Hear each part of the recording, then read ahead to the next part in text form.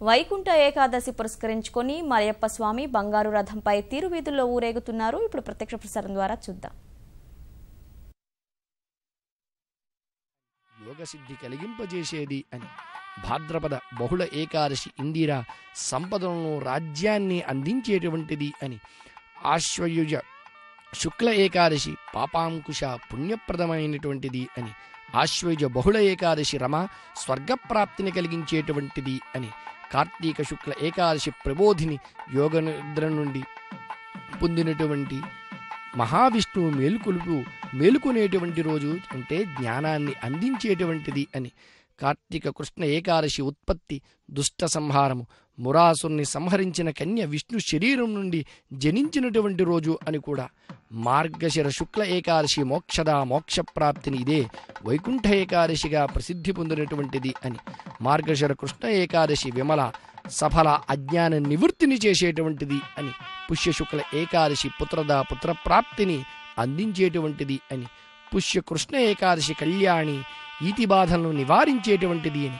మాఘశుక్ల ఏకాదశి కామద శాప విముక్తి కలిగించేటువంటిది అని మాఘ కృష్ణ ఏకాదశి విజయ సకల కార్యములలో కూడా విజయాన్ని అందించేటువంటిది దీనిని భీష్మ ఏకాదశి అని పాల్గొన శుక్ల ఏకాదశి అమలకి అంటే ఆరోగ్యాన్ని అందించేదని పాల్గొన కృష్ణ ఏకాదశి సౌమ్య పాప విముక్తిని కలిగించేటువంటిది అని ఇలా 24 ఏకాదశులు కూడా ఒక్కొక్క ఫలాన్ని అందించేటువంటి దివ్యమైనటువంటి రోజులుగా పరిణమించబడ్డాయి. అలాగే ఈ ఏకాదశి పర్వదినంలో ఈ వ్రతాన్ని ఆచరిస్తూ భగవంతుడికి సన్నిధానంగా అంటే అత్యంత సమీపంలో ఉండే అవకాశాన్ని స్వామివారు స్వయంగా మనకు అందించేందుకే ఈ తిరుమాడ వీధులలో ఆ రథంపై స్వామి మన చింతకు వస్తూ ఉన్నారు.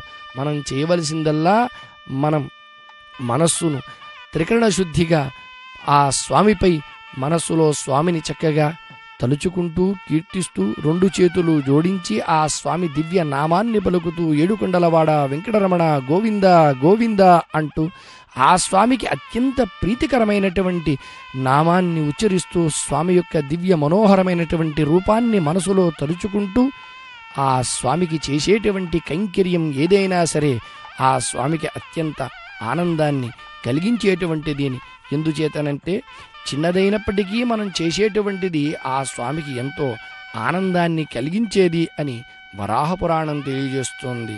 అల్పదానేన వైభక్త్యా స్వల్పయా పూజయా తథా భవిష్యతి ప్రసన్నశ్చ స్మృతిమాత్రేణ కేశవ అని కలియుగేతు వైచిత్ర్యం దర్శయిష్యతి కేశవ.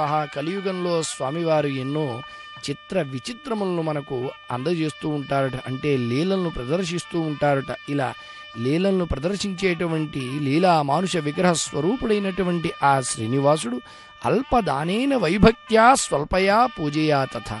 మన భక్తి అల్పమైనప్పటికీ మనం చేసేటువంటి పూజ స్వల్పమైనప్పటికీ కూడా స్వామివారు ప్రసన్నుడవుతాడట. ప్రసన్నుడయ్యి ఒక్కసారి ఆ స్వామి నామాన్ని మనం చక్కగా ఉచ్చరించగానే అంతేకాదు నృణాం గమనమాత్రేణ వెంకటాఖ్యగిరిం ప్రతి ఈ వెంకటాచలాన్ని అధిరోహించగానే ప్రవేశించగానే ప్రసన్నః స్యాదయం క్షిప్రం దాస్యతి ఇష్టంచ తద్బహు. ప్రసన్నుడై స్వామివారు మనం కోరేటువంటి కోరికలనే కాదు కోరనటువంటి కోరికలను కూడా వెంటనే అనుగ్రహిస్తాడుట.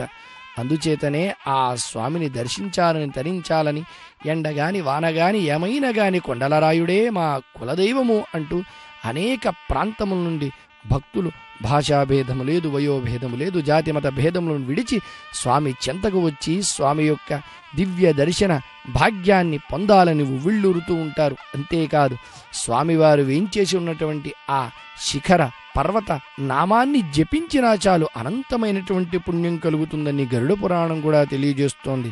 అంజనాద్రి శేషగిరి వృషాద్రి వృషభాచల నారాయణాద్రి సింహాద్రి శ్రీశైల సింహభూధర ఏవమాదీని నామాని యః కీర్తయతి మానవ ప్రాతకాలే ప్రతిదినం తస్య పుణ్యమనంతకం అని స్వామిని దర్శించిన స్వామి నామాన్ని పఠించిన అంతేకాదు స్వామివారు వేయించేసినటువంటి ఆ వెంకట పర్వత నామాన్ని దానికున్నటువంటి నామాంతరములను మనం చదివినా పఠించినా చాలుట అనంతమైనటువంటి పుణ్యాన్ని కలుగజేస్తాడుట. అందుచేతనే ఆ పర్వత రాజాన్ని స్తుతిస్తూ తరిగొండ వెంగమాంబ శృంగారరాయిని చెలువు మీరిన కొండ ఫణిరాజు పేరిటి పసిడి కొండ ఘోర పాపమణంచు కోనేర్లుగల కొండ తలచిన మోక్షము తగుల కొండ చిలుకలు కోయిలల్ చెలగి కూసెడి కొండ మృగజాతి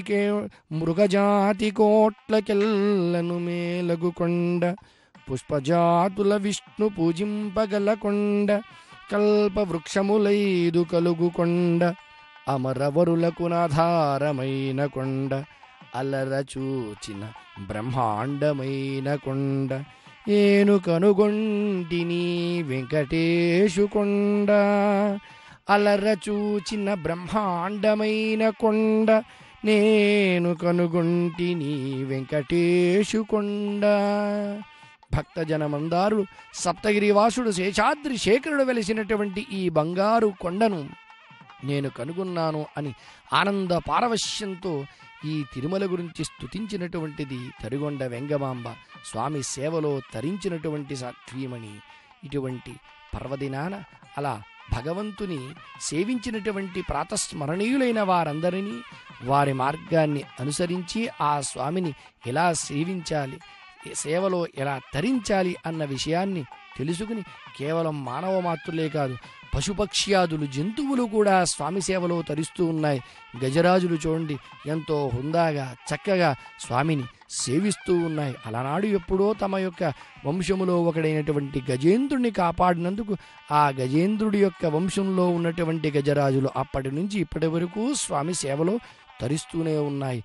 కాబట్టి పశుపక్ష్యాదులైనటువంటి వాటికే అంతటి కార్తజ్ఞం ఉంటే మానవులం మనకు ఇంతటి అవకాశాన్ని జంతువునాం నరజన్మ దుర్లభం అని 84 లక్షల జీవరాశులలో ఎంతో విచక్షణతో వివేకంతో కూడుకుని ఇతర జీవరాశుల కన్నా ఉత్తమమైనటువంటి మానవ జన్మను అందించినటువంటి ఆ పరమాత్మ పట్ల ఎంతటి కృతజ్ఞతతో ఉండి మనం ఈ జన్మ సార్థక్యం చేసుకోవడానికి ఉన్న అవకాశాన్ని సద్వినియోగపరుచుకోవాలి. దానికి చేయవలసిన పని ఏమిటి అంటే ఆ స్వామి దివ్య నామాన్ని నోరారా పలకడమే. ఏడుకొండలవాడ వెంకటరమణ గోవింద గోవింద అని.